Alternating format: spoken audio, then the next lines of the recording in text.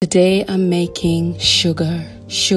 Something so simple yet so powerful in our day-to-day lives. It sweetens our tea, it brings life to our cakes, and it's one of those quiet ingredients that carries so much significance in our kitchens and in our cultures. The very first people to discover how to make sugar from sugarcane were in India thousands of years ago. From there, the knowledge spread across the world through trade, travel, and history itself. It's fascinating when you think about it, how something as ordinary as a root or a tall stalk of cane can be transformed into tiny crystals of sweetness. A gift from nature, a gift from God, reminding us that even the simplest ingredients carry extraordinary richness.